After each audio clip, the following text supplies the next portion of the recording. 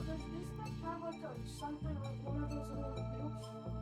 You get stuff out of your like. No, it doesn't.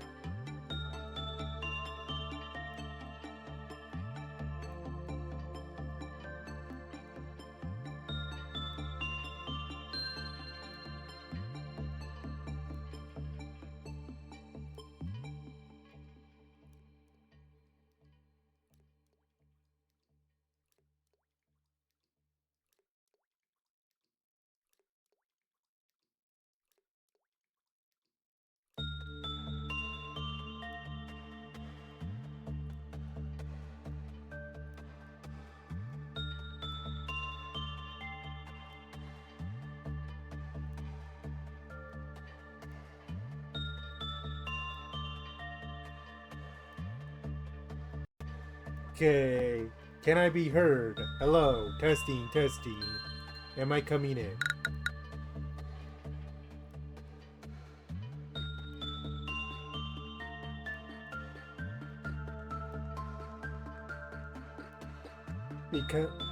Because if so, hello and welcome back to the left side of reality. This is your host as always, Snow the First.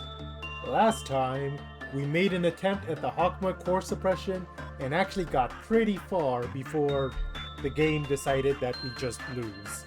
We get nothing. Good day, sir. This time, I'm back for revenge. Okay, half an hour later than I would have liked, but with any luck, all we have to do is replicate exactly what happened next week. So, without further ado,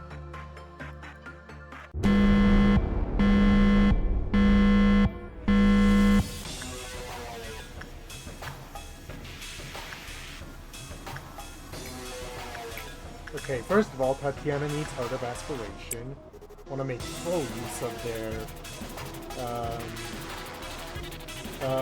weapon, and then we just arrange everyone else. While I'm arranging for everyone else, I guess the first topic of the stream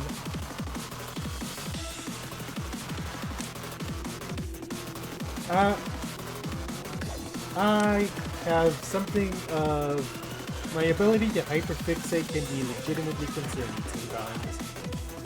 Okay, you stay here in case something in the main needs to be affected. Anyway. I have watched I have played and watched all Ace Attorney games multiple times. And as a result, I have a general idea of how people react to various techniques. And along with regular Let's Players, I have watched a couple of the real lawyers react to Ace Attorney. Because it's allegedly a law game, so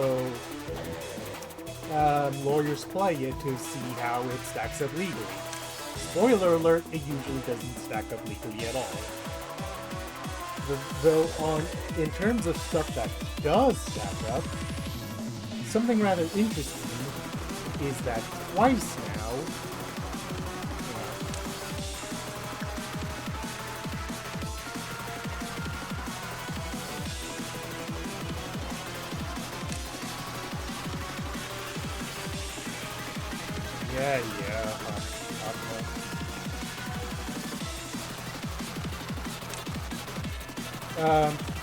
two separate times when it comes to the Ace Attorney games, the prosecutors usually get lambasted for being very unprofessional.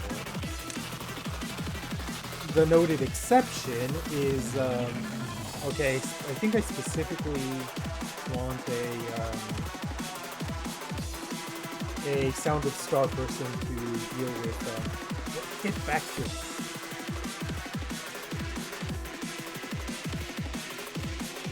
Anyway, most prosecutors get lambasted for being thoroughly unprofessional. Because let's face it, Ace Attorney really isn't about professionalism, it's about the drama. With the sole exception of one particular prosecutor, which is Clavier Gavin, two separate lawyers have praised Clavier for actually being somewhat accurate as to how a real prosecutor would act in court. Which, in a sense, isn't that surprising because Clavier, while he has his silliness as well, is also the one that tends to try to have the trial stick to the given topic. He's not the type of person to just derail things. Also, hang on, I'm going to use the restroom real quick.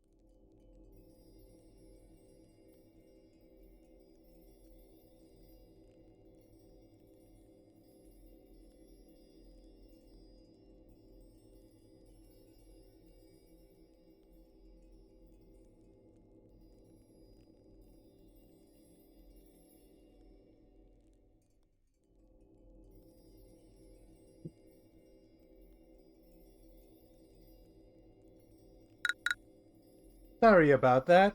I didn't think that bathroom emergencies would appear so soon. But anyways. How do I want to do this? You have black resistance armor? You do. So burrowing heaven for you.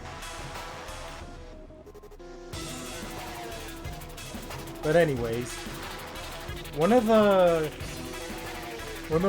the most frequent critiques of Fabier is how precisely that he's so professional, and so it doesn't make for an engaging dynamic with Apollo, unlike other prosecutors that make it personal. But one could consider that this goes into how the legal profession itself is not the most exciting. Oh, do we not have anyone with black resistance armor in the area? That's kind of annoying. Well, worst comes to worst, sword sharpened with tears is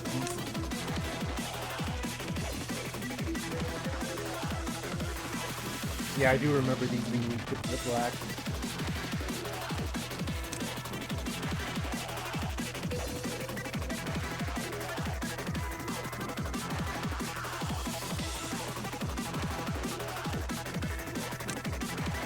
But yeah.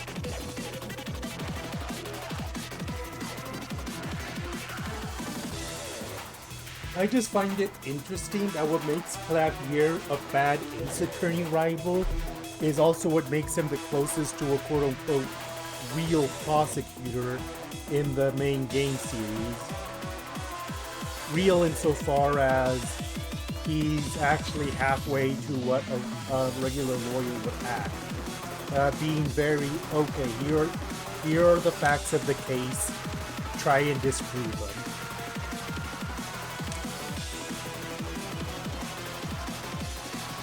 Exactly, they want courtroom drama, for better or worse.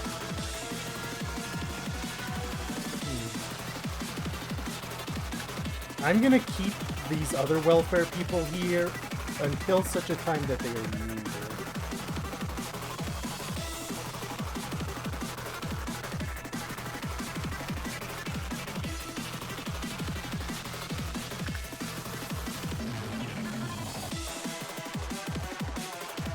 Okay, 4 people that I don't want to escape, so I'll just put most of extraction in here.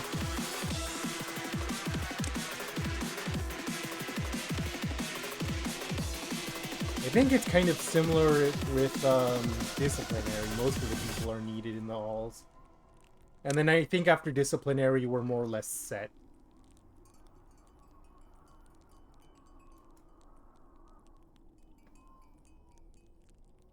Why extraction specifically? Wouldn't we want to keep their armor boosts as long as possible?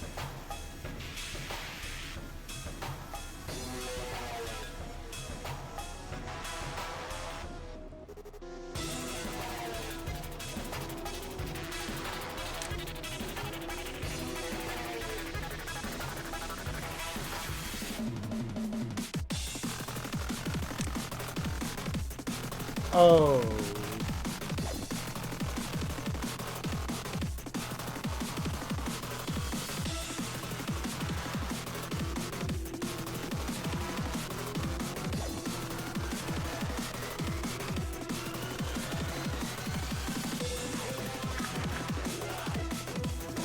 I don't think I'm getting anything else. Moving people around, at least until we get a better idea of what kind of shape the day will take. Okay, yeah.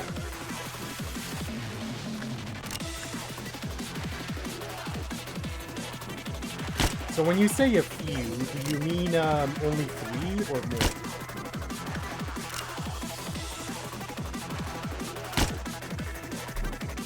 Because that's 3. I'm gonna say for right now we keep it like this, just because we don't know how many clerks will be lost in the course of a week.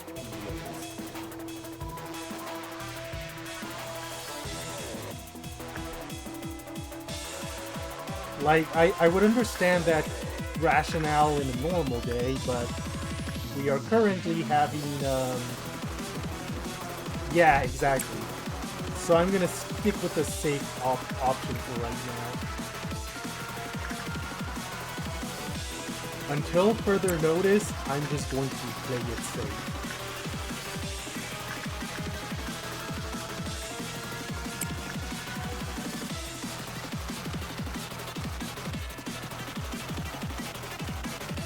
But okay.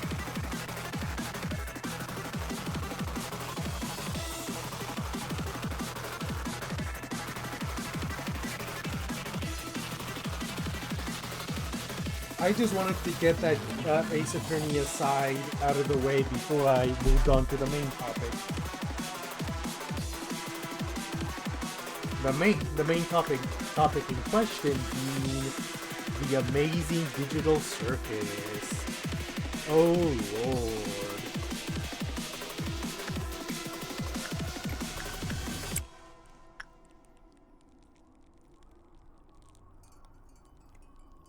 The Amazing Digital Circus is a show about existentialism. It's about how people deal with completely irrational situations, or fail to deal with them, as the case may be. Well, yeah, that's the thing I wanted to get to, as the, but let's take things one at a time as the episode progresses. More or less how this sound works.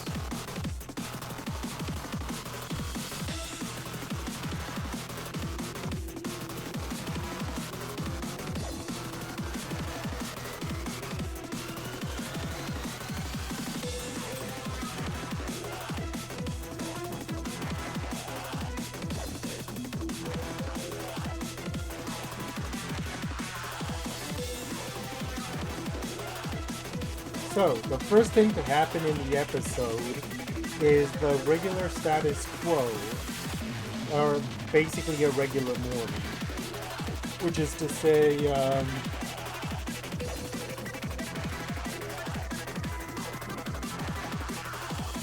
Zubul trying to hide from the latest Kane adventure, and the other circus people looking for Zubul.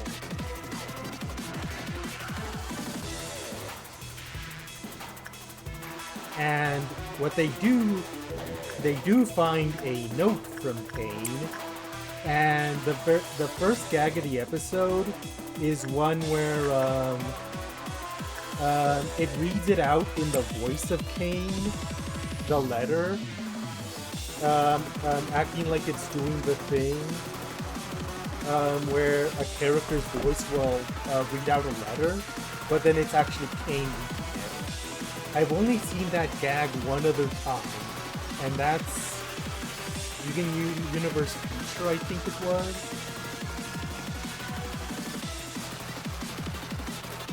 Where there's a episode where Lars, who is in outer space for reasons that are too complicated to get into at the moment, Lars gets a letter from Steven.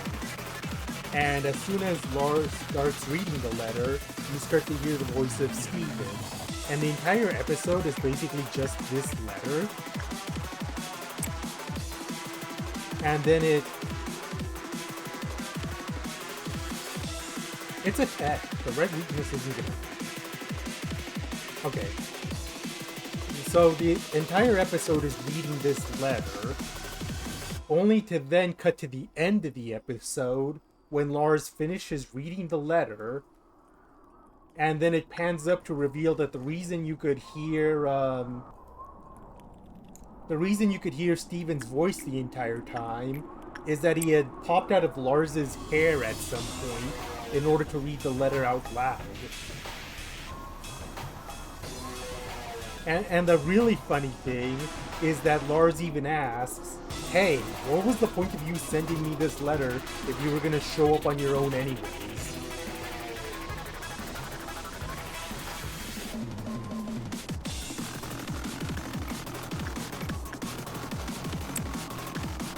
I completely ignored 1.76 as a way to push the fly clock forward.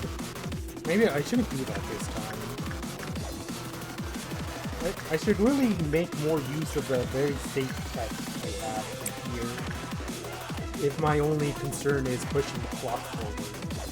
Unintended.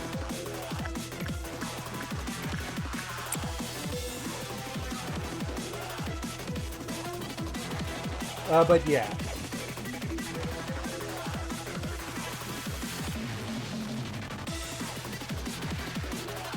So, when Kane does show up, he does a thing where he's very obviously leading a conversation to get a response he wants. And, unfortunately, Zubul, Gangle, bless her soul, asks a question because it's the polite thing to do, even though that would make Kane just start to go on his thing.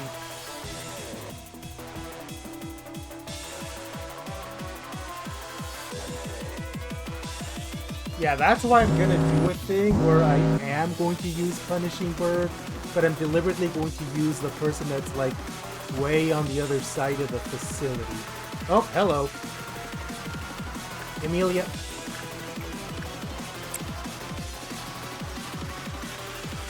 Red, Crimson Dawn.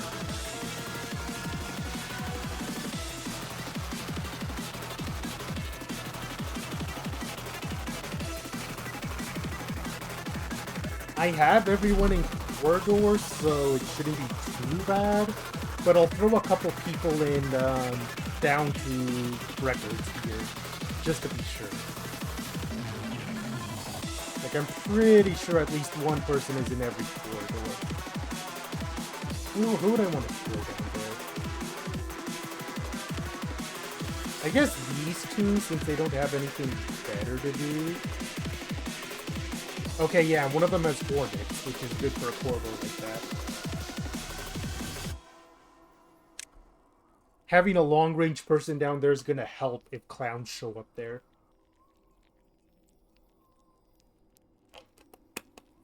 Okay.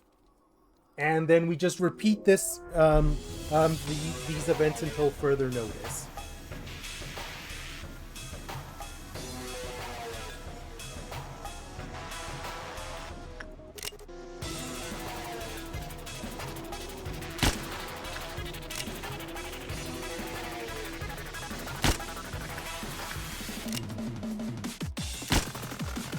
Anyway, back to what I was saying. Kane asks an obviously leading question, and Zubul accidentally answers it out of a need to be polite, which lets Kane say that he doesn't actually have a plan for the day's work. Was it Maxim I used for that? It was. That's red armor.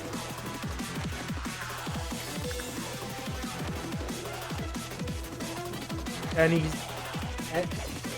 people wonder how much of this episode was specifically the creators addressing fan stuff, because the thing that Kane says is also a question that was frequently asked by fans, which is, hey, why do we never explore all the stuff that's around the circus tent? Like, we usually only ever see the circus tent and then go to wherever an adventure takes place, even though there's like a very elaborate area outside the circus tent.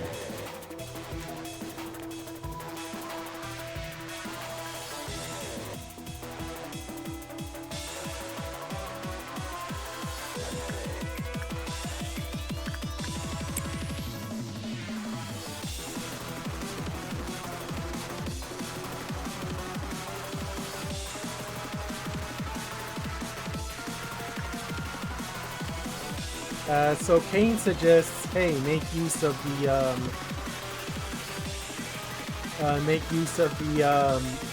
lake that's in the area to have yourselves a beach episode. So that's what everyone does. They have themselves a time at the beach.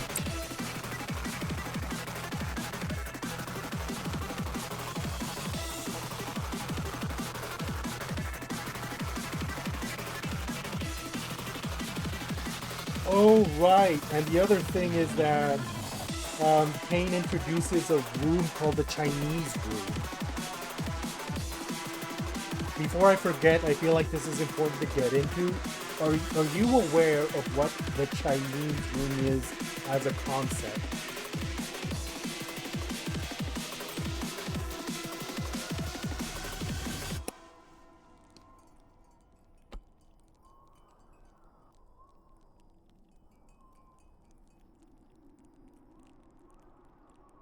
Ooh.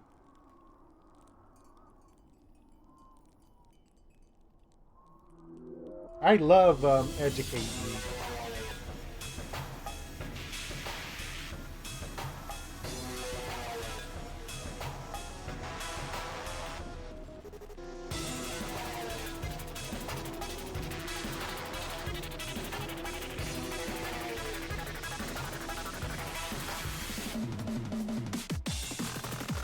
So basically, it's a thought experiment that goes something like this.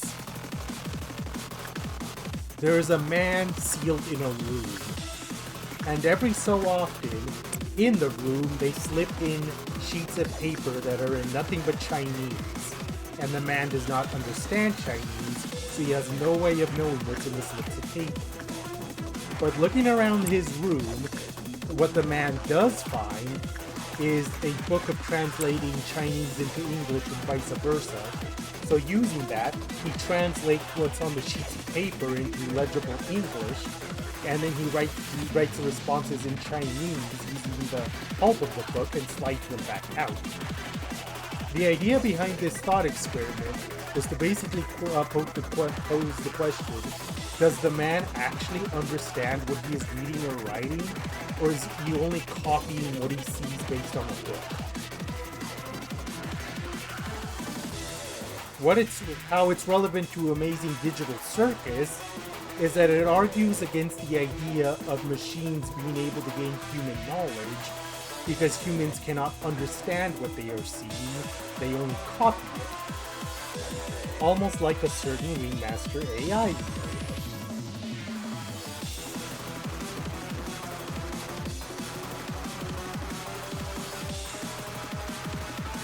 Within the terms of the episode, it was mostly played off as a joke, but I wonder if they put the idea there for people to catch. Like Kane, ironically, doesn't know that he is in fact the AI in the thought experiment that is only copying behavior he truly does not understand. Feel like it becomes very relevant given ending revelations. So we get there as we get there.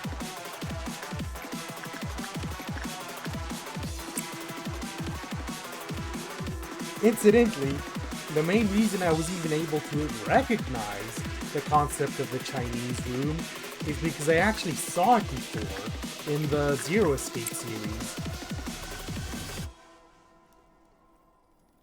Which is why I am a big believer in consuming diverse media.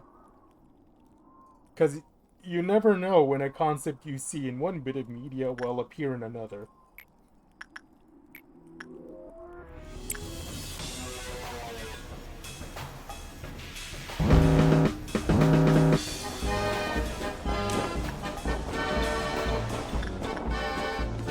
Of course one had to appear in the corridor after the person that was inside exited. What are the goddamn odds of that?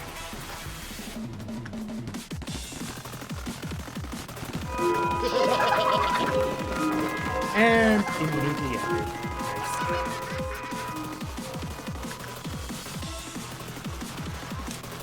Although that does tell me that I left this corridor unattended, which was very dumb of me. I'll have to remember that the next time one of those clowns show up. And I can't afford to get careless. That was already more careless than I should have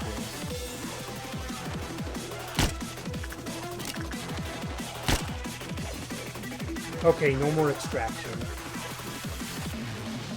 So for the last one, I'm gonna be safety.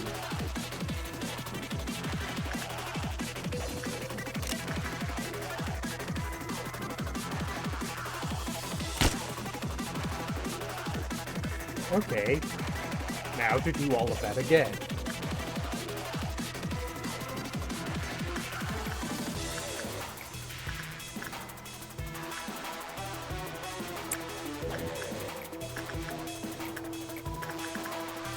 So anyone, everyone has their nice beach adventure, except for Jax, who, like a lot of people, is determined to be an edgelord.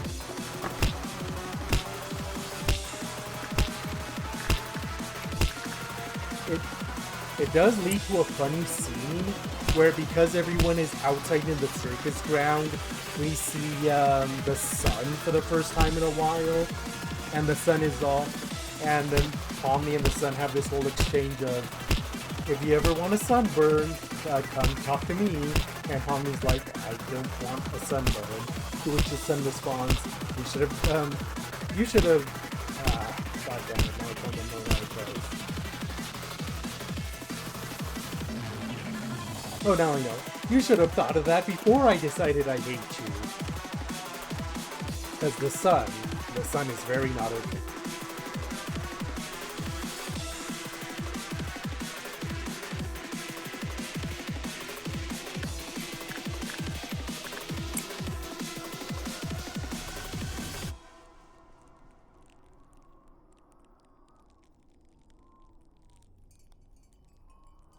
And this is where we get during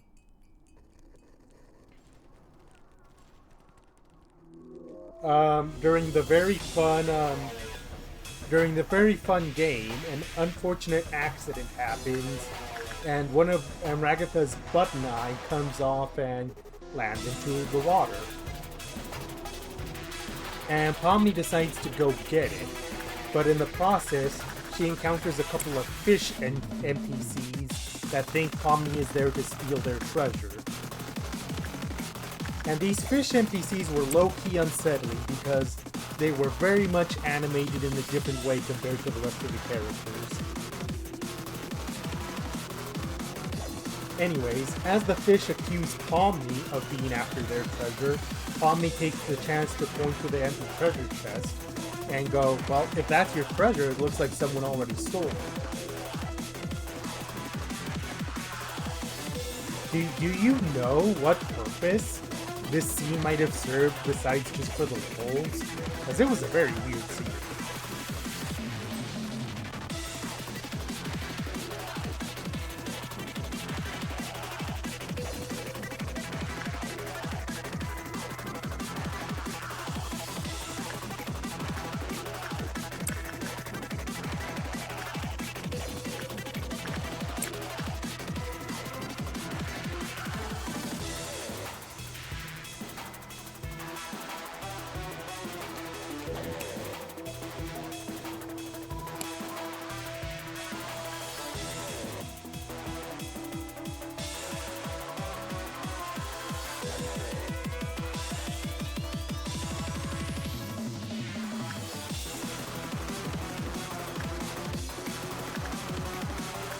You know, a group of people potentially dying of hunger seems kind of grim for a kid's game.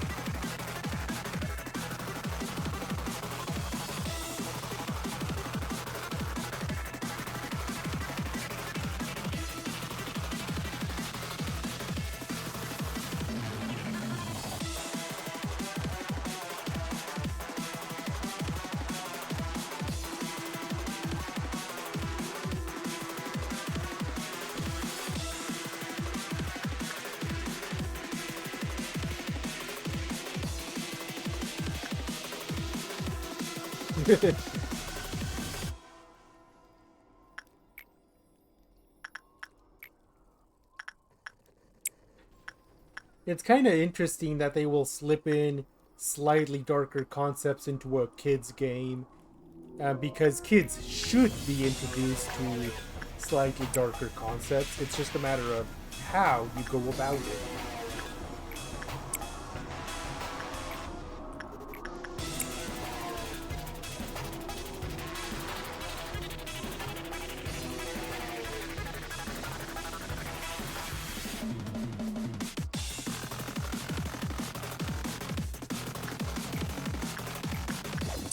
before I continue the conversation, I'm going to need to frickin' focus for a second so we can go find the next set of meltdowns.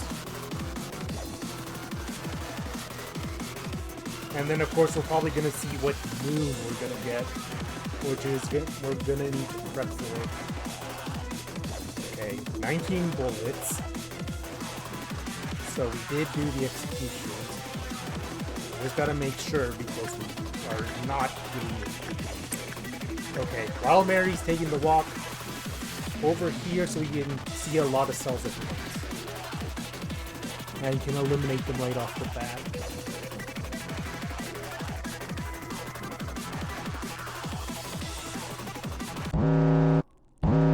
Okay, Little Prince. Anything else? At a glance, no. This is fine. This is whatever. And the last is Snow Queen. Also, Crimson Look. Or Crimson Noon.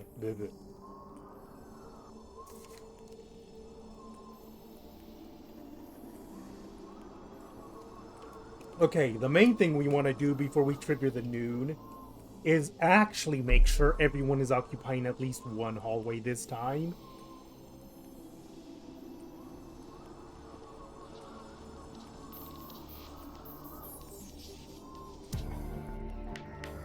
Also, the unique music for Hokma has kicked in. She's fine. I very specifically remember to count the bullets before I triggered the thing. We do need to do it right now. So sorry, Safety, but you're the next to go. I feel like once we get past the noon, we might start thinking about killing more clerks at once, and if not, definitely after the dusk.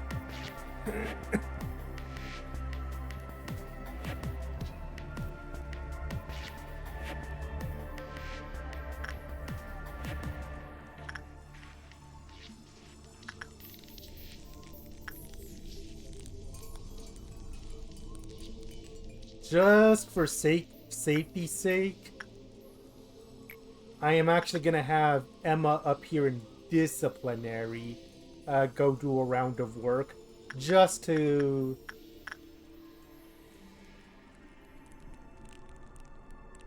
No, Noah. Noah do a work here to ward off any potential issues with Little Prince.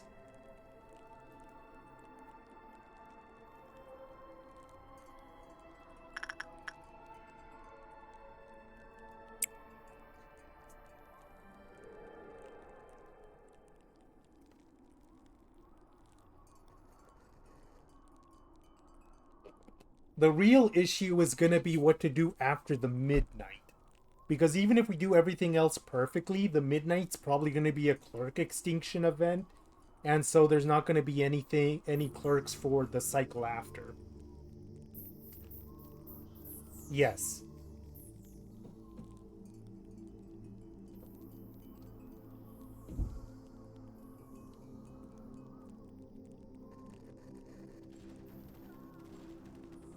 But it won't actually matter because she can't break out before it ends.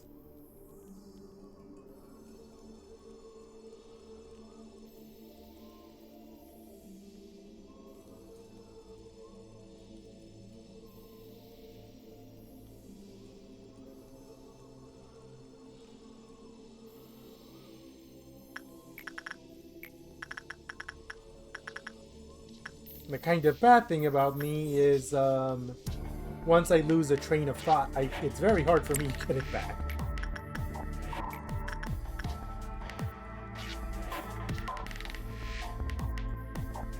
Anyways, even though I'm not sure what the point of the fish were, it did lead to another scene where after Pomni pops out of the water, Ragatha asks, "Did you find it?"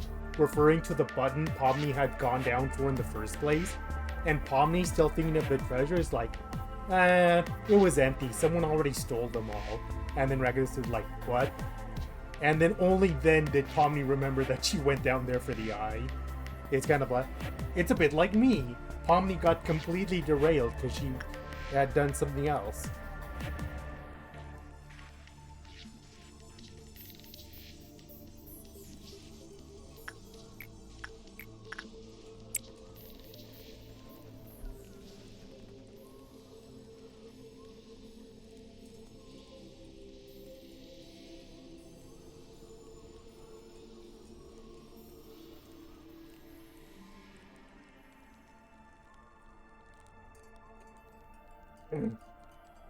I shudder to think what that may be like, because the less seriously Luca takes a game, the more raunchy she gets. Oh no, that's already a bad sign.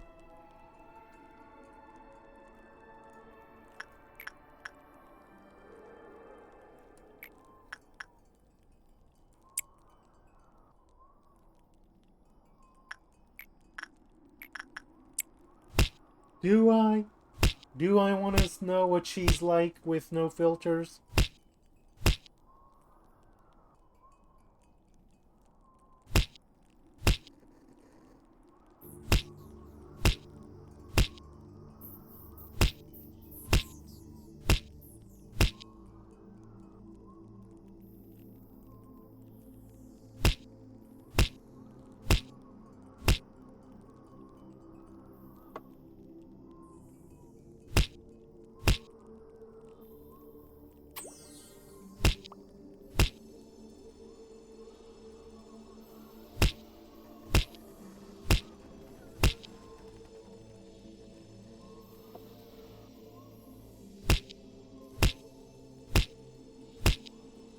Anyways.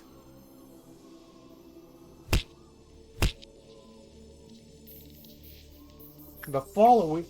the next major scene of the episode of Digital Circus is basically quite the example of how Jax is a bit of a hypocrite.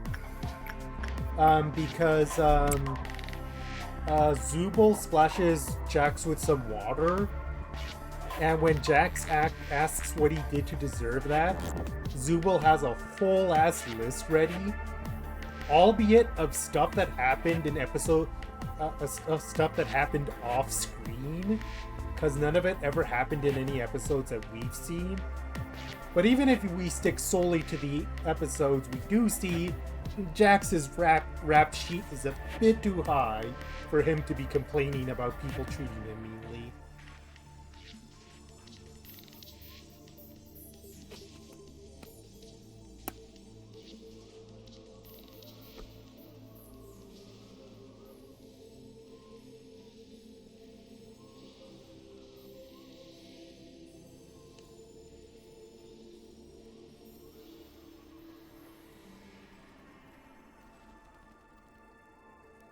But the real reason that Zubul had been there is to actually try and reach out an olive branch of sorts to Jax. And being Jax, he of course immediately goes for the most hurtful thing to say. It's like, aren't you supposed to be having issues over your constantly changing body? But Zubul has the very appropriate comeback of, aren't you supposed to be causing trouble? Like, damn.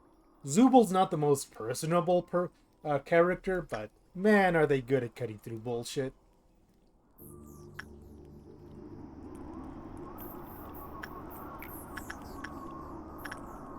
But anyways, the point is that all the characters of the circus are slowly working through their issues, including Zubul. And Zubul makes the very pointed hint of, if you have issues, Jax, you could talk to someone about them. Jax doesn't go for it because Jax. Wait, what are you doing up here? You're supposed to be down in training.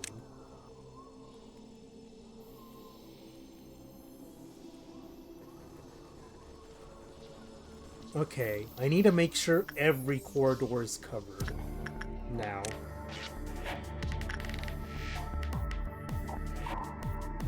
Okay, the two down here aren't covered.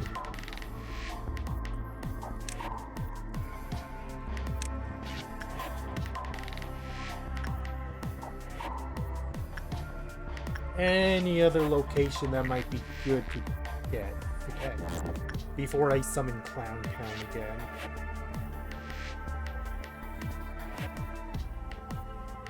I have people down here in records should the need arise.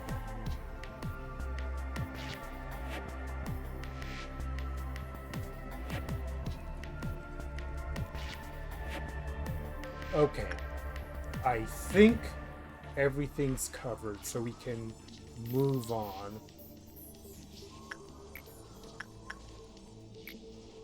$19 out of 22 bullets. Who's the one that's directly outside the cell? And on. Okay, where do you guys feel like popping?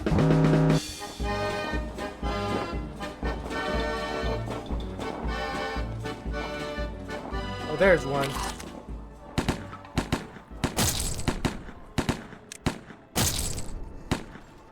Tatiana, go.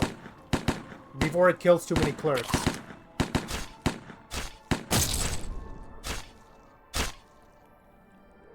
Okay, the good news is that there's going to be someone else there to intercept it, and they have red armor.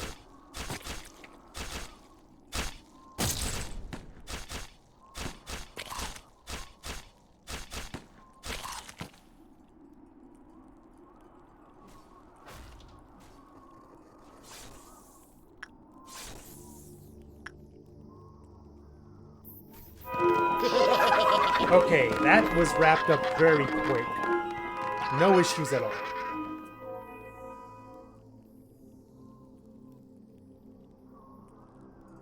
It looks like exactly 2 clerks died from that, so we'll shoot a third just to be safe. Maybe even a 4th.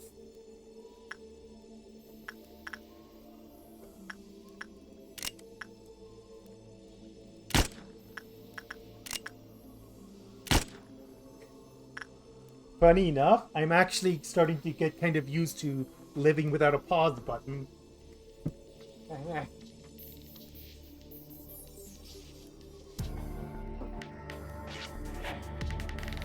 Don't you mean upset him? I mean, it's good if his Clypop hasn't moved at all.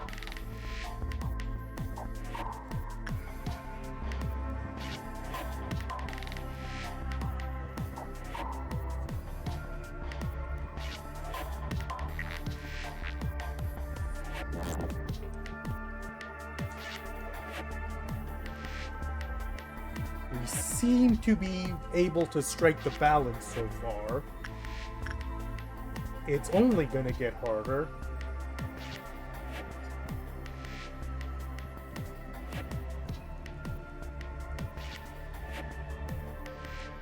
I think the good news is if an absolutely ridiculous coincidence happens and we get a red dusk, then we should be able to handle it like before.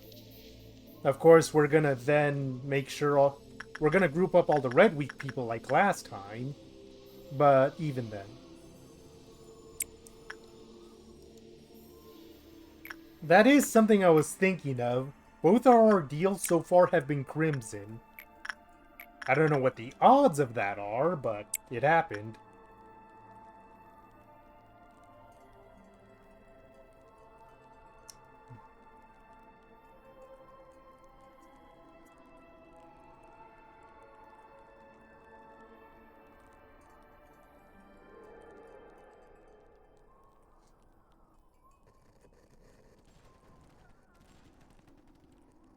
Okay, where was I in the episode? Yeah, Jax did not want to accept help. And it's a good thing we have Pomni here.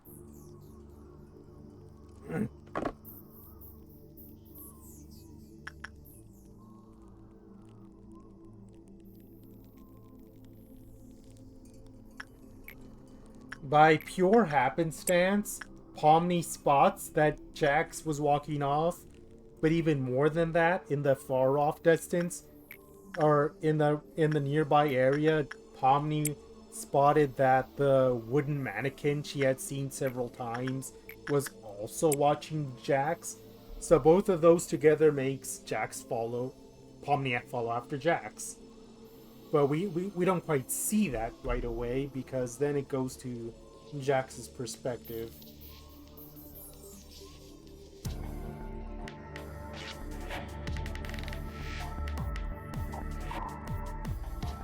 It's made clear very fast that Jax is very much not okay. He probably never has been. Or we don't know for how long he's been just completely wrecked.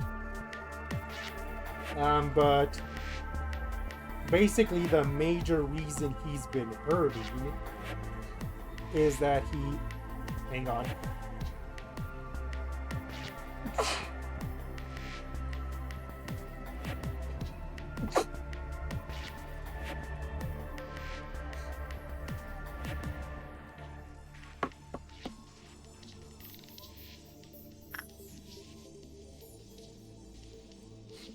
That the major reason Jax has been hurting is that it seems that he lost two of his closest friends among the abstracted. Because he very specifically has a photo with himself, Ribbit, and Kaufmo.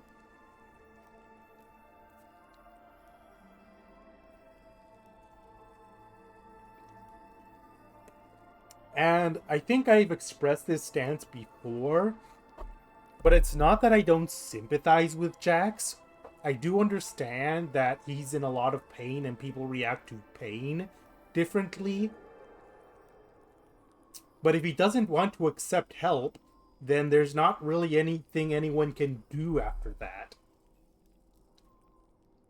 Like, it's contingent on him wanting to get better, and he rejects all attempts from people to help him. Which, on this specific occasion, was very nearly fatal. Because out of nowhere, Jax starts having hallucinations out of a hole in a wall where some hands go to grab him. As hands go to grab him and put him inside. And then we have an extended sequence of Jax in... What would you call what happens next? Actually, because it's a lot.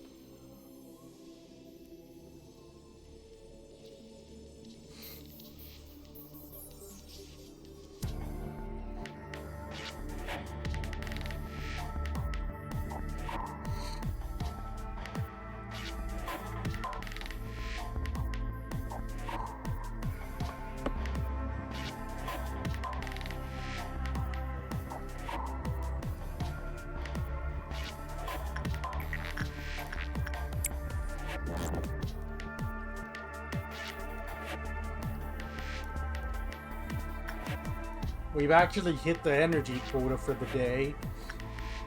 I wish this meant we could leave, but we can't. We're still here for 4 or 5 more cycles.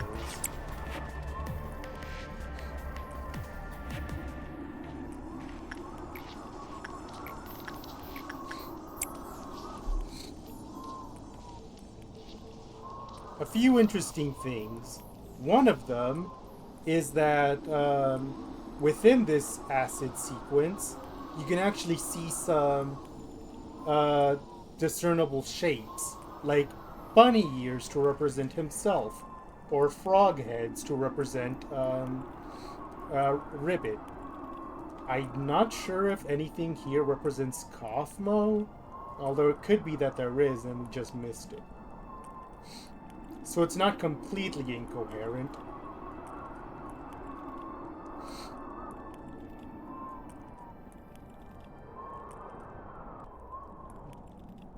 Okay, next meltdown's coming up.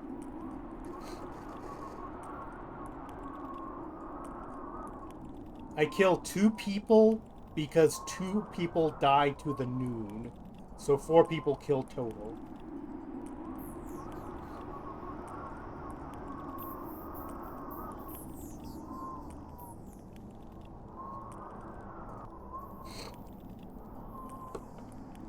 So I'm gonna continue my thought after doing that.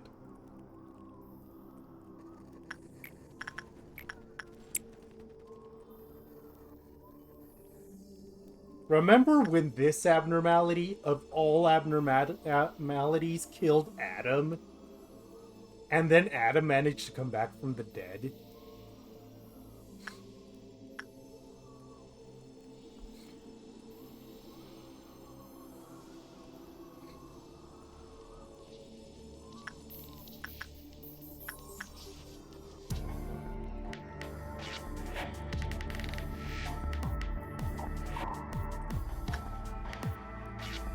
I don't think there's luck bad enough for an agent to get a bad with well cheers. But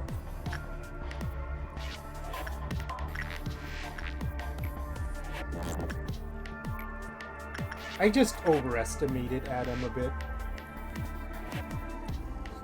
The possibility's never 0, but I feel like it's fairly unlikely for a repeat of Adam.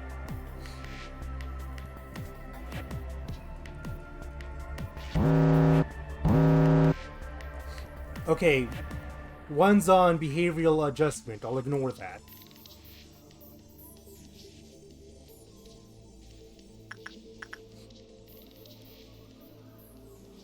Okay, armor and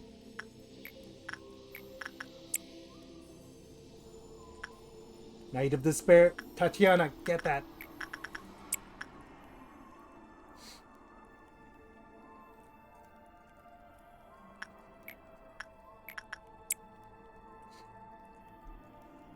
Also, things are about to go very sour. Look at the dusk.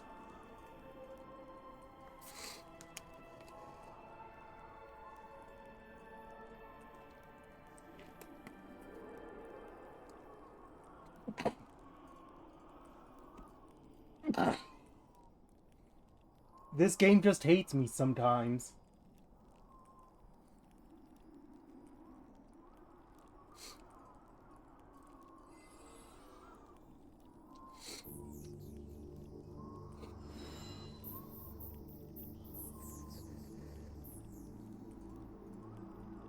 I kind of feel like information might be best because it's very central.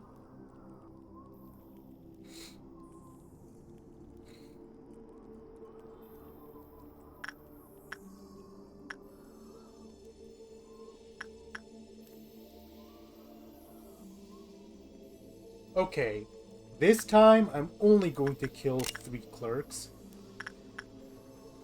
Because we're doubtless going to lose a lot more.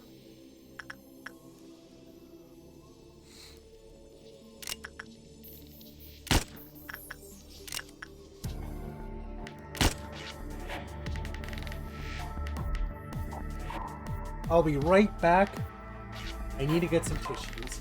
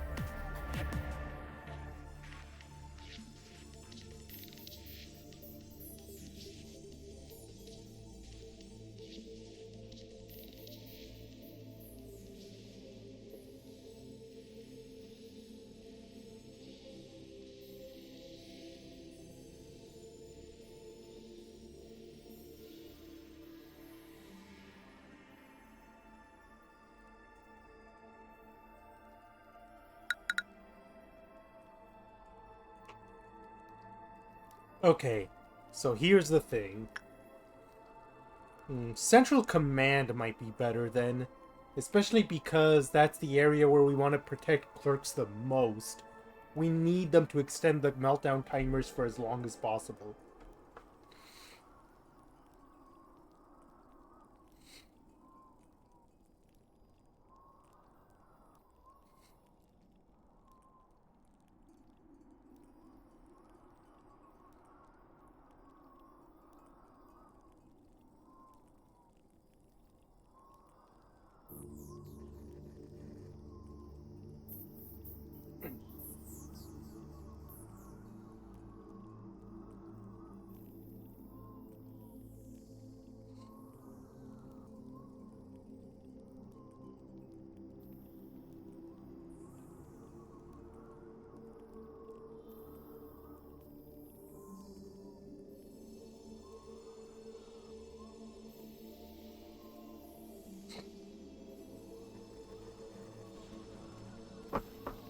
Well, that, and like I just said, we need them for the meltdown timers.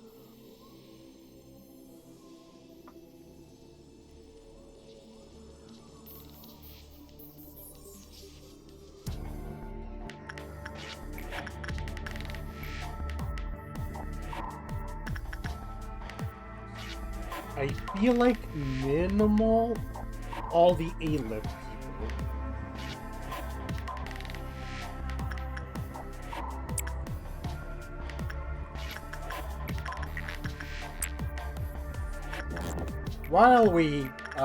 While we think of this, I have a question. Did you happen to see what was going on with Jax when he was woken out of his state by people knocking at his door?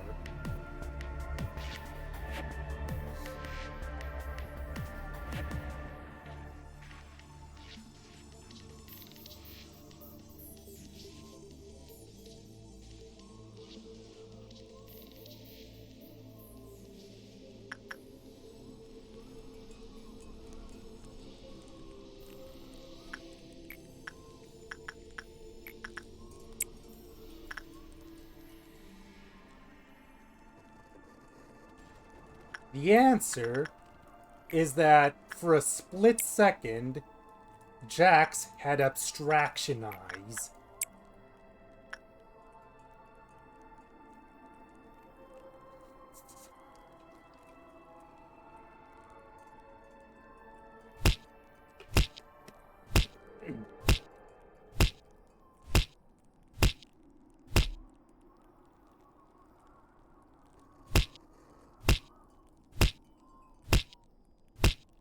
You can definitely look up the screenshots now that the episode is over and you don't need to worry about spoilers.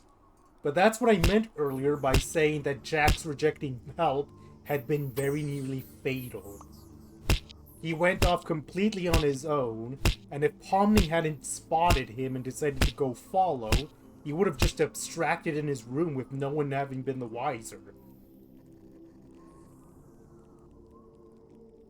He came that close to permanently screwing himself over, and he would have had no one to blame but himself.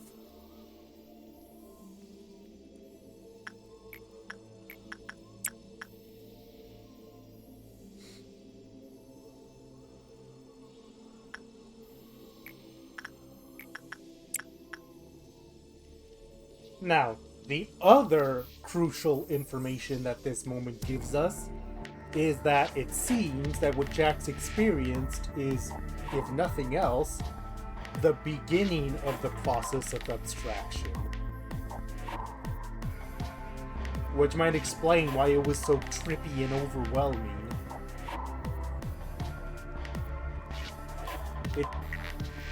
If Jax is anything to go by, the process seems to put the victims in like almost a hypnotic state to kind of encourage this desire to just let go and succumb.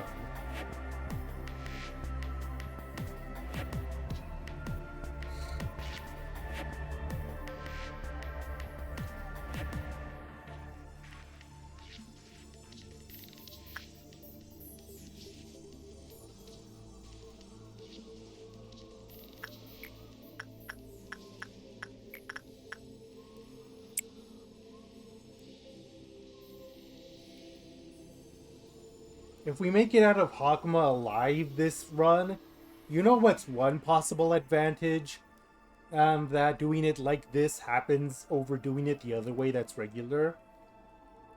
Beating this has Hokma remove the last stat caps. I could really train up some super agents to deal with Bina if I were so inclined.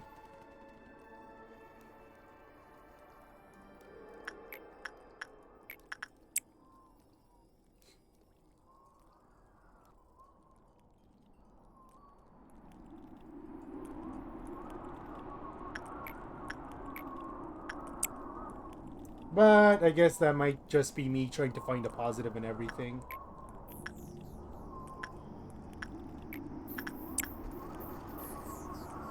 Okay, one more work and then we gotta start prepping.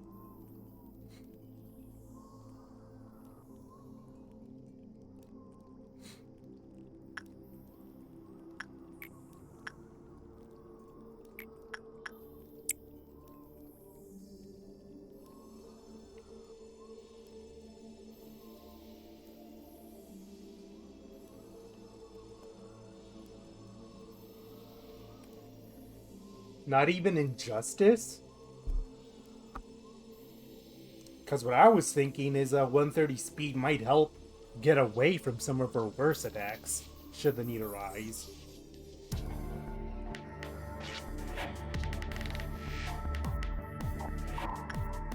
Okay. But let's talk numbers later. We need to form up. Well, okay, first and foremost, before anything else, should I empty my clip of bullets to go on a clerk rampage to decrease the amount of clerks that can be killed?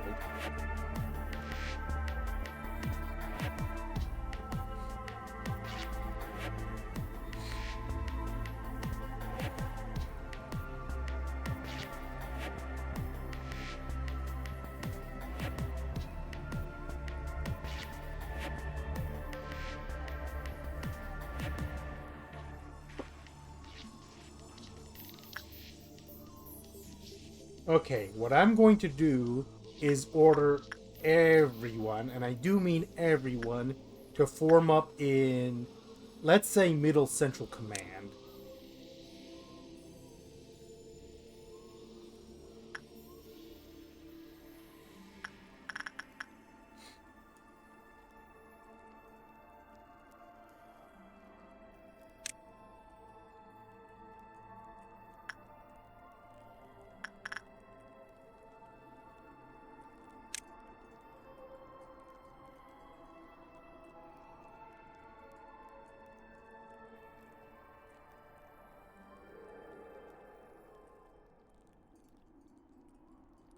Yeah, if possible, it might be preferable to, if the rabbits must be called, only do it for the midnight.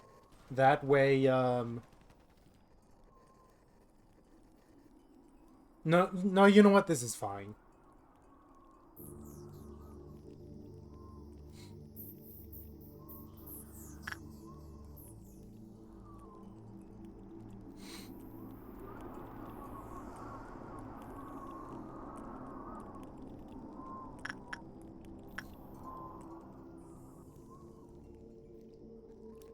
Okay, time to start picking people off here. Gonna finish off safety and then start on training.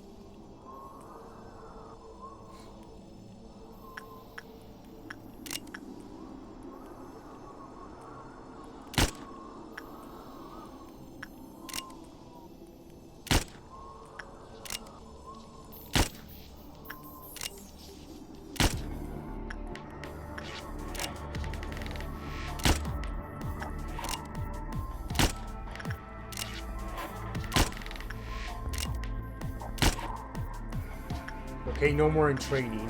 Where should I use the last 10 bullets?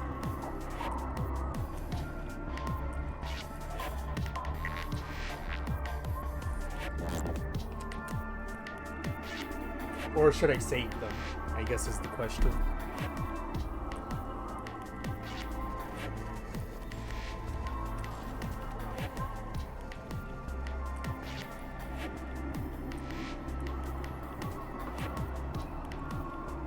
Okay, in that case, I need to take a look at my things while you do that.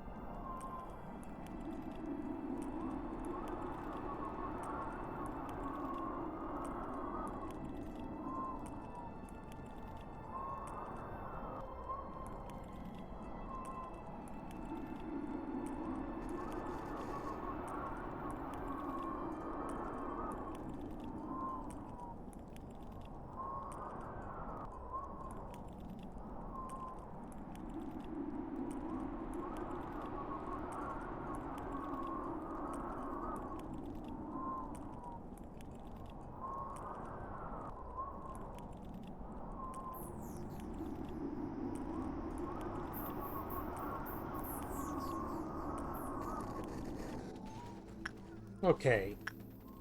So Gabriella's going to be one of the people that will deal with Dusks. Bare minimum, the other two will be the mimicry wielders. After that, I guess we kind of take a look at... Oh, there's Misona and Mary. Both of them are in the same general area.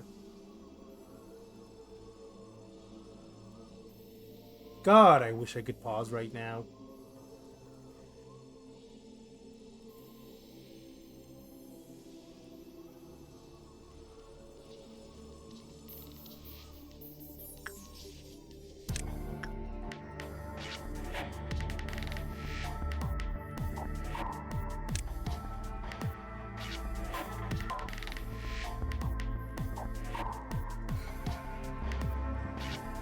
I don't think I got married before.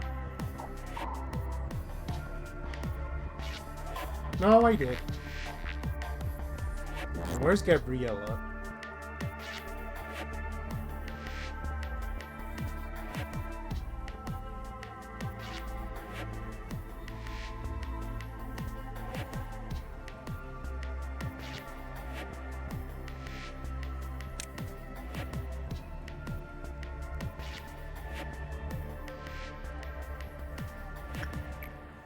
And now that I've isolated the three most likely, you need to go see the other A-lift wielders to see what they can do.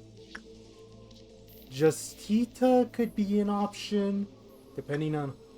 Okay, so what I've done so far is isolate the two mimicry wielders over here and Gabriella. And I was trying to decide who, if anyone else, would be appropriate for it.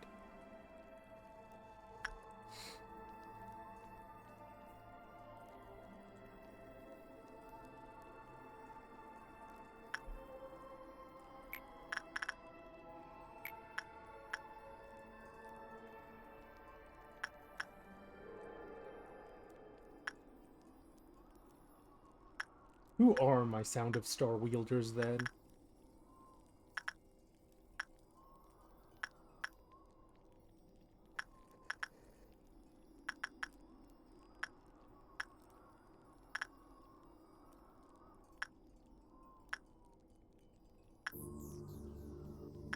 What I was musing on before you showed up was if Justita armor would be...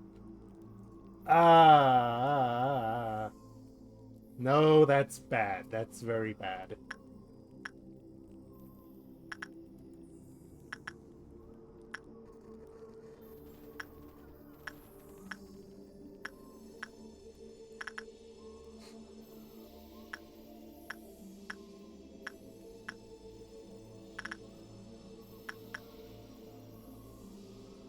Okay, then that would be Amelia.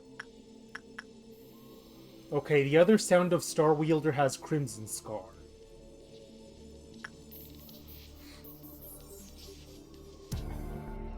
If Gabriella can solo, then I'll send the other two aforementioned people to support the mimicry wielders.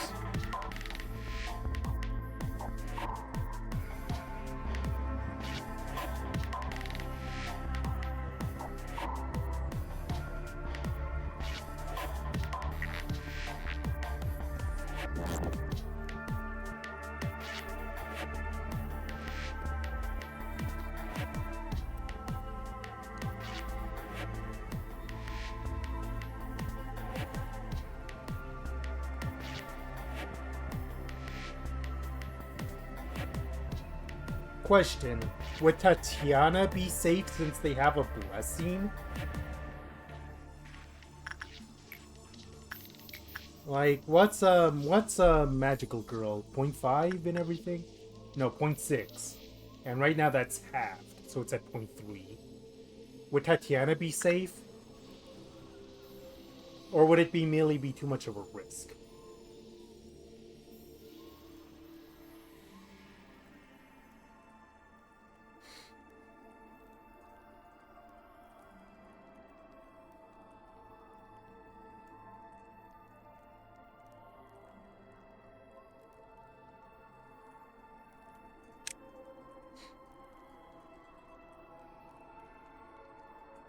Okay, so that's censored.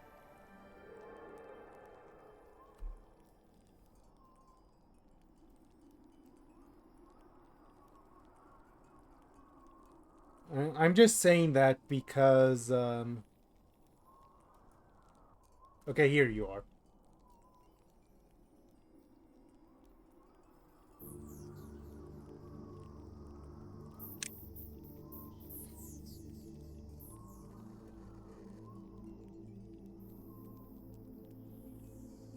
And then I think, even though Gabriella should hypothetically solo, I might actually throw Tatiana as support.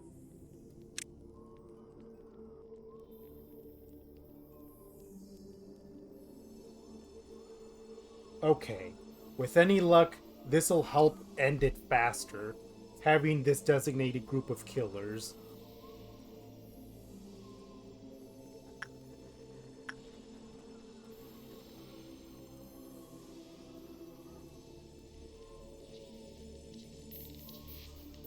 In that case, you can take this corridor up here. Just to start out, I'm gonna have everyone guarding corridors.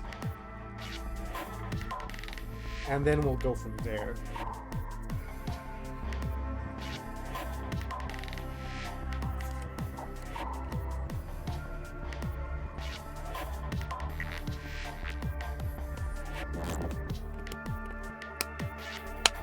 Okay, anything else we need to work out, or can we kick it off?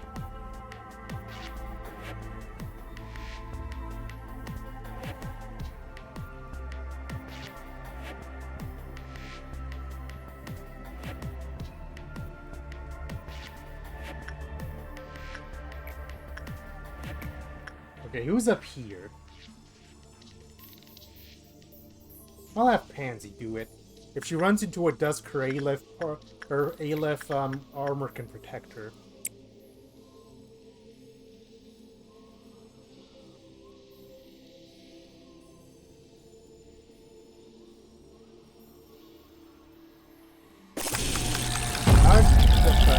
Okay, the first one's up there. I think they're all up there. Okay, it's a good thing I mostly emptied out the place. Okay.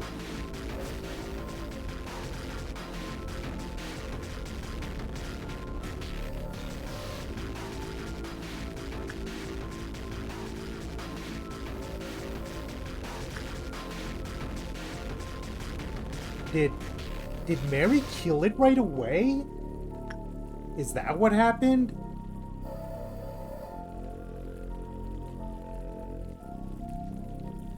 Oh god, Big Bird's already dropped a 1. That's bad. Oh, stuff is going on down here. Persona. Red. Oh, they got it. Big Bird's out. You know what? I think I'm just gonna I think I'm just gonna Rabbit's information.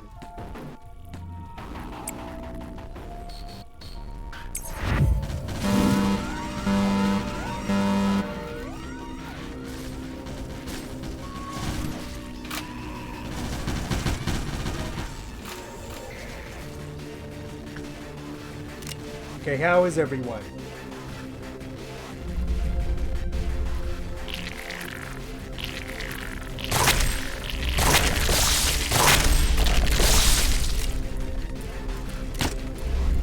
Okay, I think that got them both.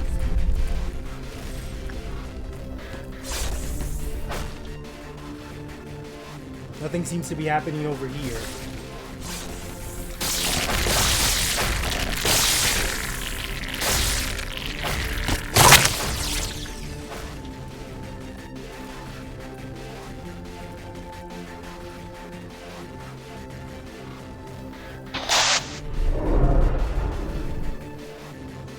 Okay, there's still some upstairs. Should I send people up there to take care of them, or are we good?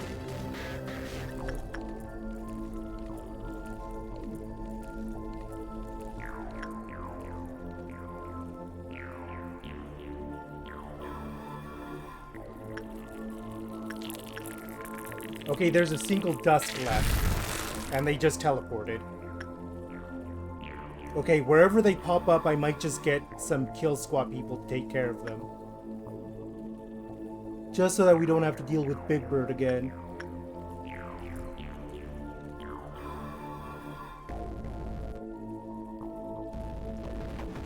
Where the hell did they go? Oh, over there.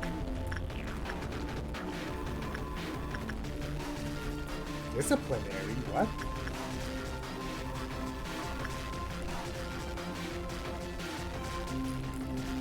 Okay, there's no clerks here, so it should be fine.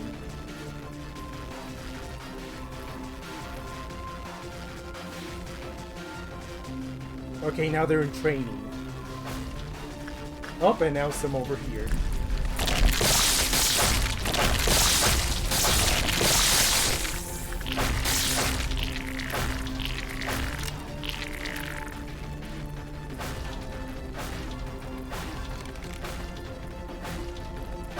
Sit still. I need to put... Okay.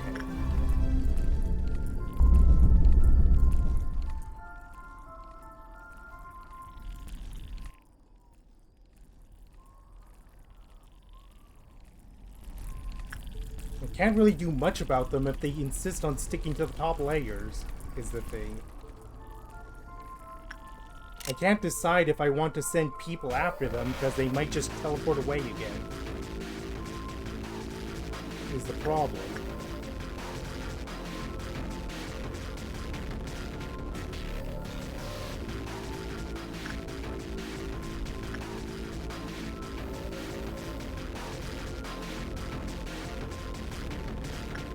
They haven't killed any clerks again yet. Up. Welfare, but welfare's been cleaned out. Up, and now they're up here.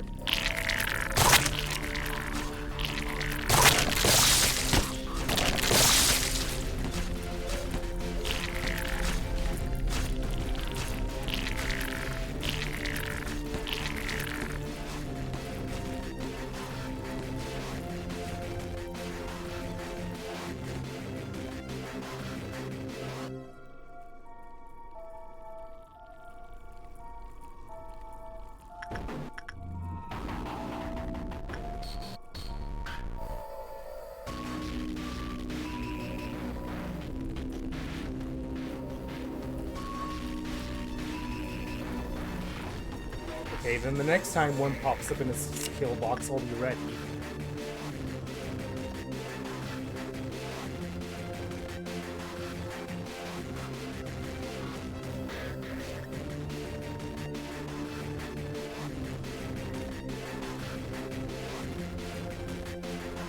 I currently do not see the point of sending anything after it if all that's gonna happen is, yeah, that.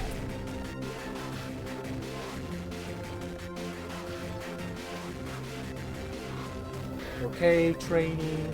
That's fine. Stay up there.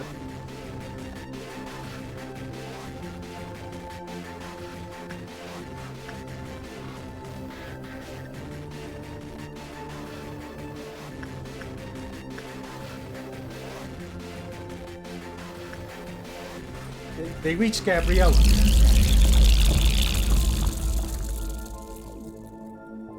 Okay. Everyone return to your department so we can take stock of what happened.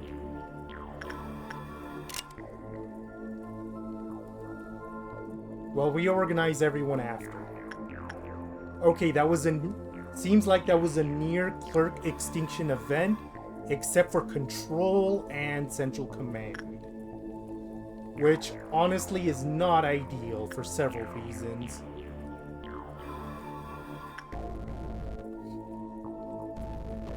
So Queen of Hatred will be fine for this next cycle, at the very least. And then we'll have 6 meltdowns to deal with. And then it'll probably be the midnight, which will probably finish off the quirks.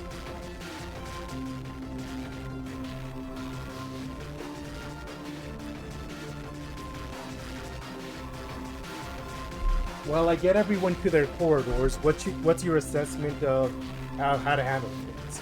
Also, speed.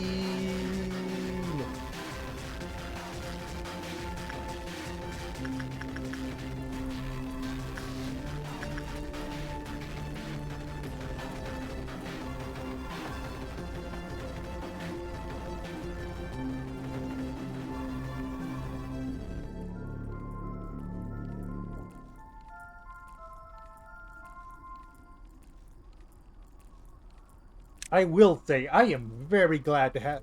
I decided to use the rabbits. I saw all the Amber ordeals and the burden information, and it's just kind of like, okay, kill.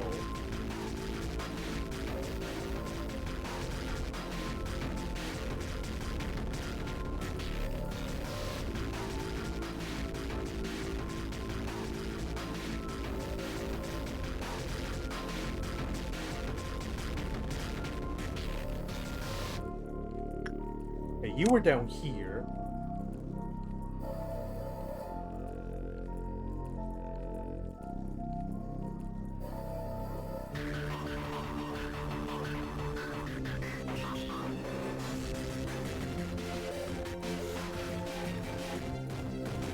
Sihan, where the hell are you?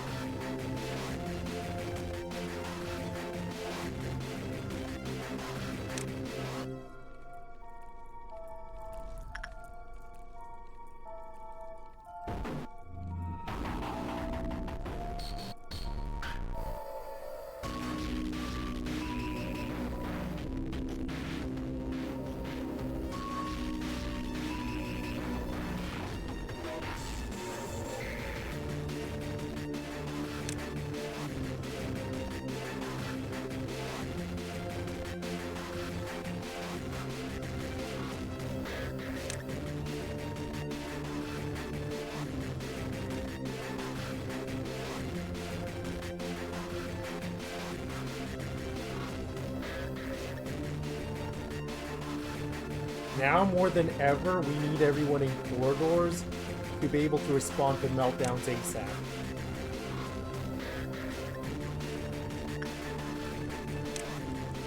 I think the screen I've been using, or the kind of wide shot, is probably what's going to be most useful for that purpose. What did I have hanging out with?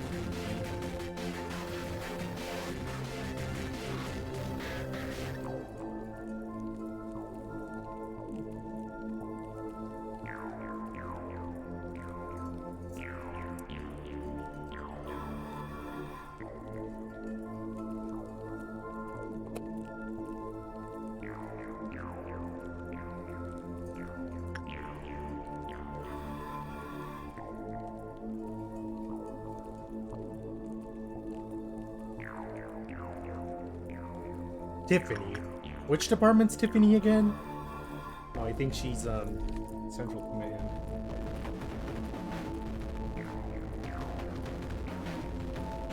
I guess the specific person doesn't matter, but it makes me feel better.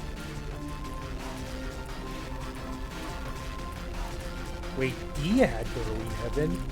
And who did I put for Max? Okay, now I'm confused. Well, I guess it doesn't matter as long as I have a black resistant person up there.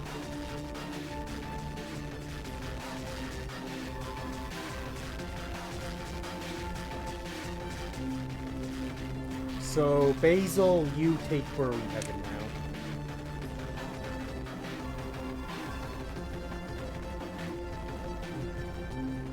Galena, your job is the same as last time. I assigned you over here to Queen Bee. I guess...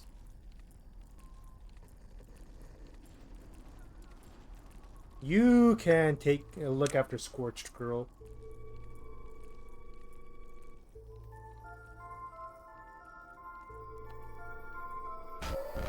Oh, I didn't notice because we use the rabbits so infrequently.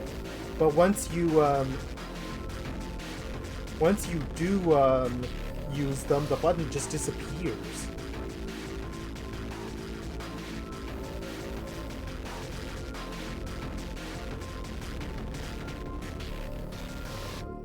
They really don't want you to call them again.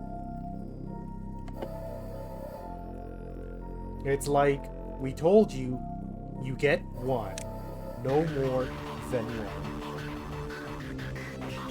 Oh, that's Max. I guess you can be on Butterfly duty now.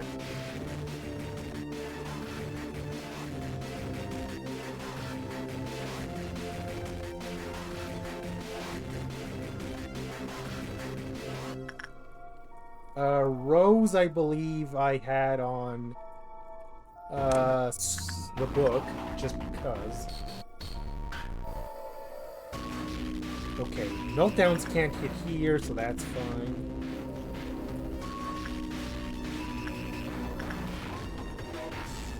Okay, Kusei, you're gonna have to take Night of Despair now, because she cannot escape, if we can at all help it. Same with the... Snow Queen can't do anything, but the radio can, so I'm gonna guard the corridor anyways.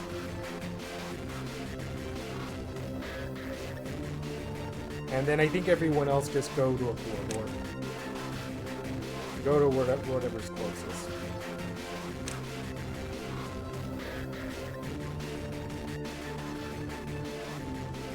All of that made me completely forget whatever it was we were talking about with Amazing Digital Circus. Any memory of what we were doing has just completely fled my mind.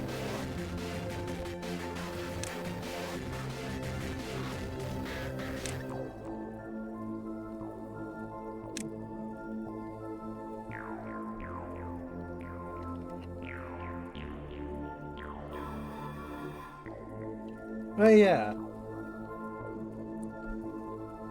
Jax almost fucking died.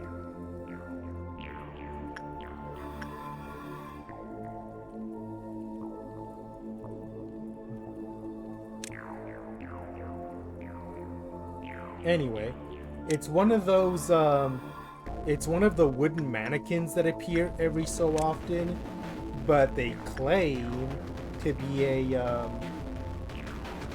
human just like everybody else.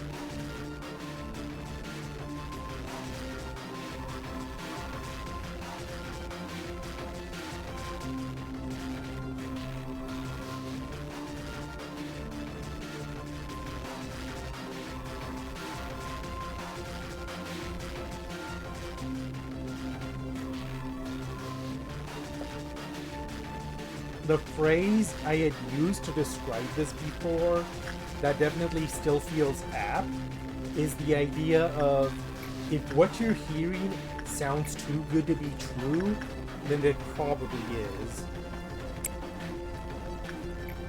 But I guess it also shows just how desperate everyone was for even like a scrap of information on what was going on. Wait, it was... oh, that's London.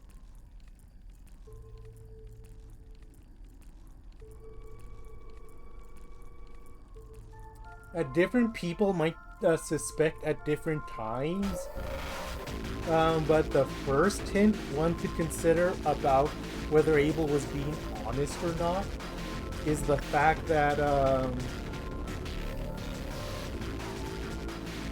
is just how convenient that Abel is. Claiming to be an original programmer that is that has all the answers.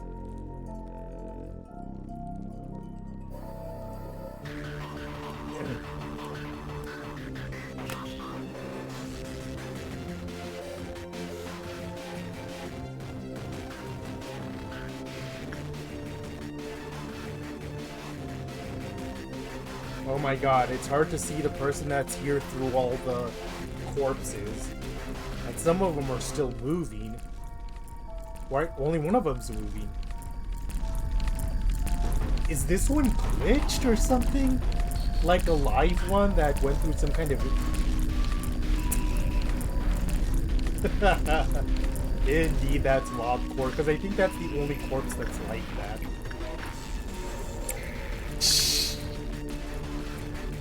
This poor thing is now trapped in a living hell. Moving in place, surrounded by corpses of his brethren that he can never beat.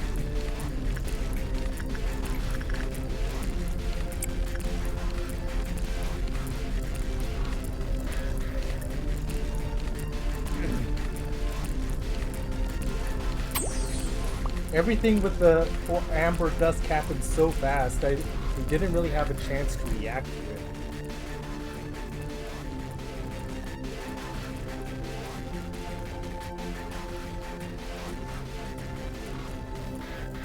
Okay, we're back to 1520, not a surprise. Speed.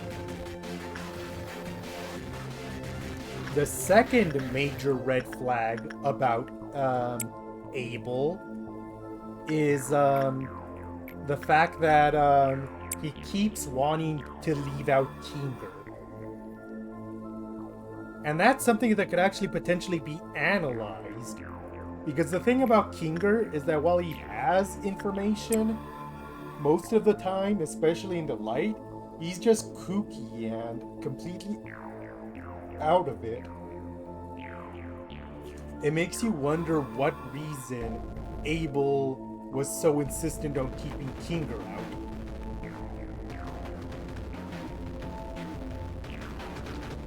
Did he just want to reduce the chances that the plan would be discovered to 0?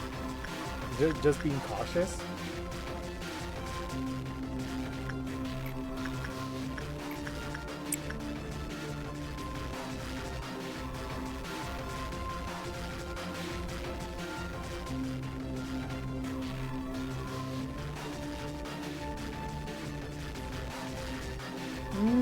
True.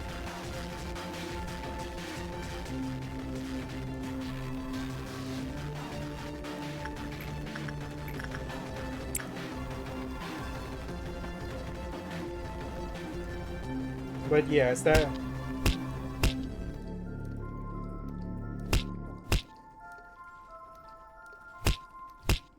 Anyways, in order to avoid Kane's detection, what Abel has everyone do... Poke, poke, poke... is go to the Chinese room. And the idea behind it... No, I haven't. Because hour-long videos are kind of slip easy on my schedule. Maybe tomorrow in the morning. Since it's still the weekend.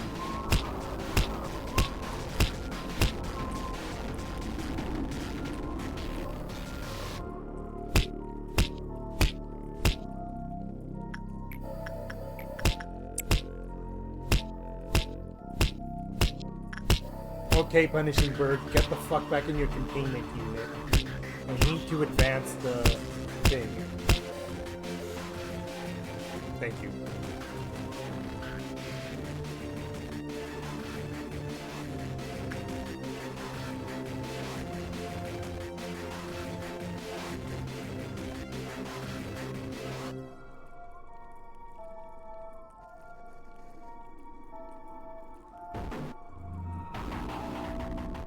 Okay. Okay.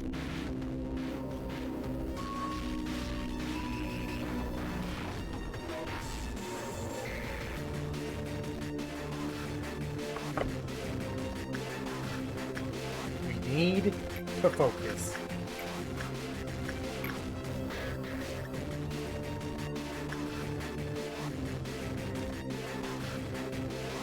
Okay, that is that nugget. Okay, walk far away so that you can take as long as possible to get there.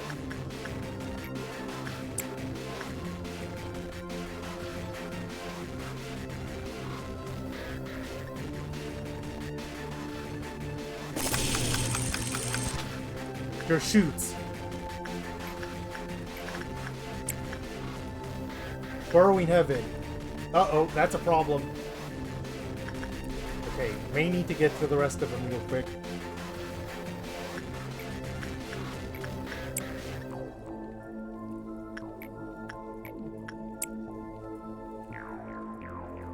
Okay, I might just let butterflies bust out. Anyone else problematic? Just the bathtub. Also, we lose. Hokma, you motherfucker.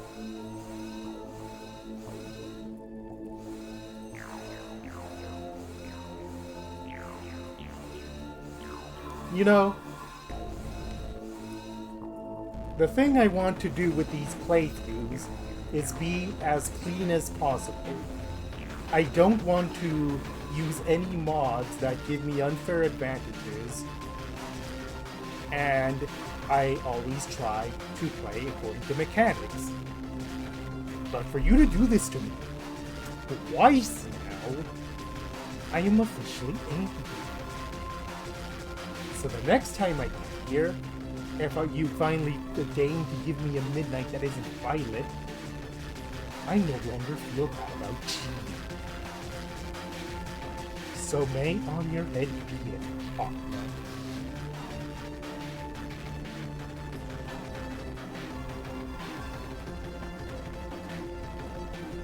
Okay.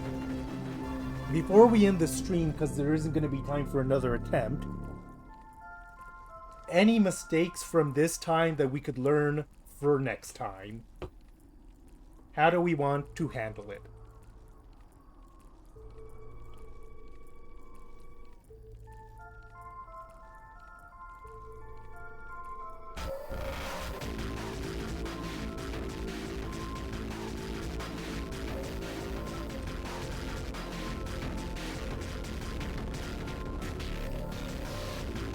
Nice.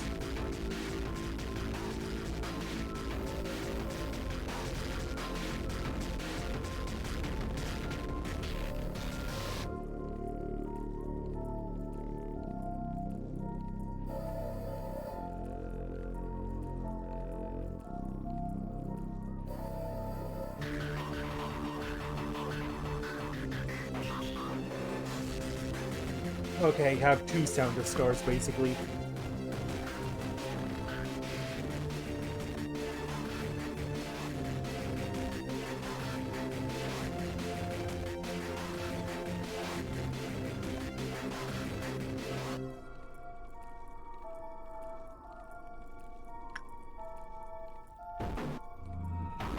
I won't lie, I feel mildly demoralized. This is twice now that I got here with my own skill and doing everything right, and twice now that the game's just like, no, you don't get to win. Words cannot describe how much I hate this.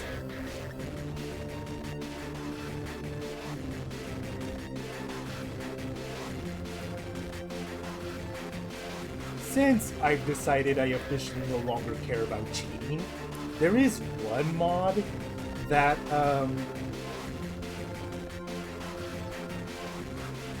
okay, the floor is clear.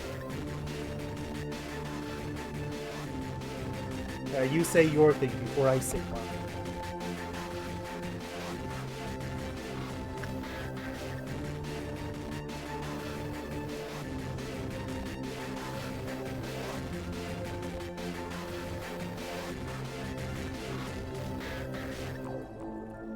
I don't think we were counting, but we can go back to this work log, start with Porcubus, and go from there.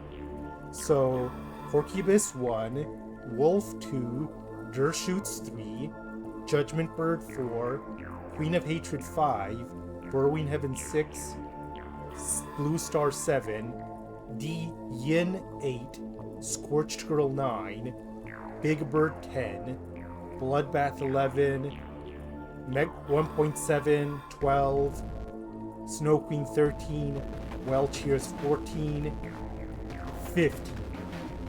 15 works.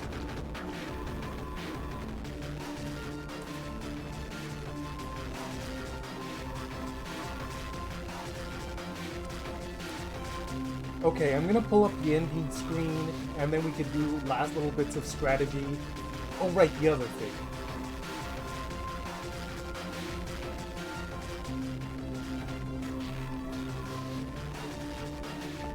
So, like I just mentioned, I don't want to install any mods that I feel like would give me an unfair advantage.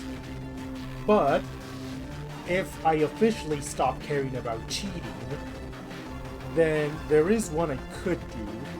It's a special mod that basically gives away all the ordeals that happen across a day right at the beginning. Just so that if it says that we're getting a midnight, then we can just immediately retry the day instead of going through the whole long slog. Because I really, really want to move on from this core suppression. I feel like I've all more or less proven I am capable of beating the core suppression. I just need the game to let me do it.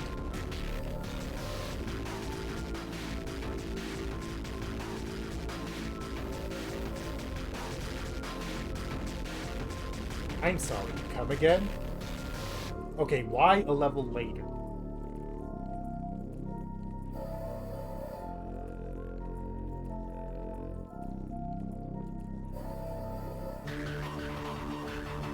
Are you saying this?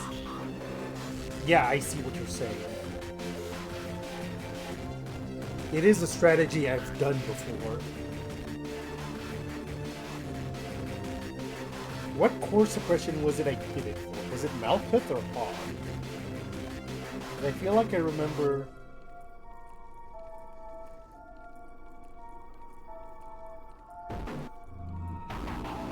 Yeah.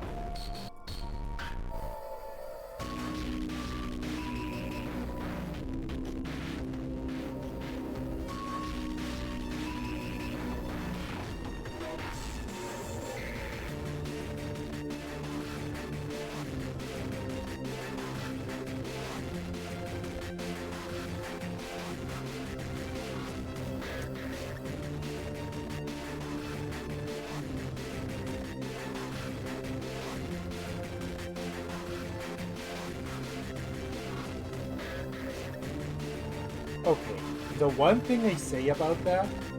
Oh, you first.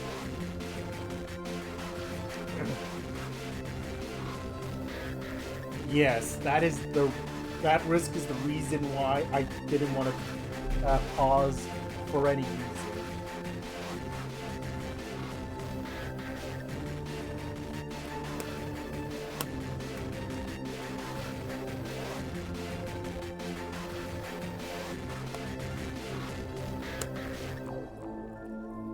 There are a few weapons that we have, weapons and armor we have here that we can't replace because the abnormality is no longer here. But some of them might be okay to sacrifice, even if we don't get them. In fact, you know what? I'm going to pull the main screen back up. Just to try and work that out. Okay. Retry day, because this one's dead.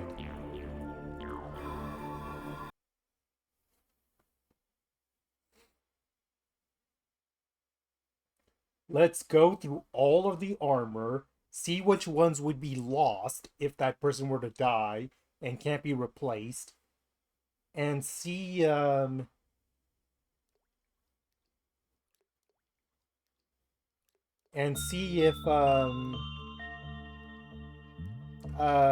okay we are with losing it.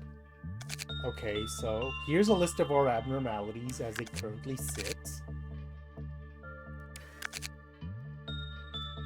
Let's go to our eco list. Okay, weapons. Sanguine... Okay, equipped weapons that are fielded and therefore could be lost. Grinder Mark IV could be lost. Twilight, that is the big risk, the one we can't afford.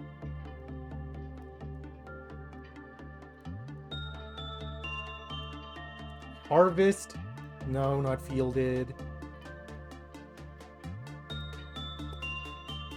Okay, weapons, not too bad. Armor. Did we not?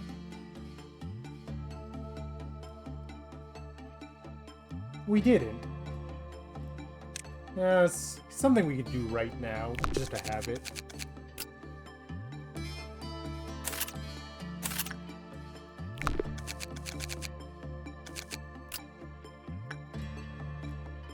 Teth armor we don't really need at this point.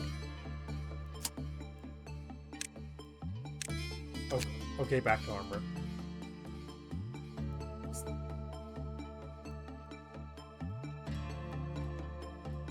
Anyone wearing Grinder Mark IV armor? Mimicry, right. We don't have nothing there anymore. So that could... Yeah, we can't make nothing there again. Either the weapons or the armor. And we can't afford to not field it, because we saw how useful it was for the Amber Dusks.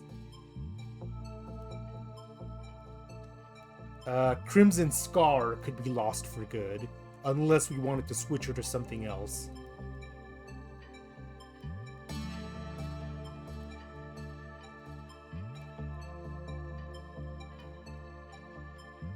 And the person wearing Harvest. Okay, so in order, the armor that would hurt the most to lose would probably be Twilight, like we were saying. Second place is Mimicry. And third place would be Crimson Scar, possibly. Fourth would be any of the Mark IV.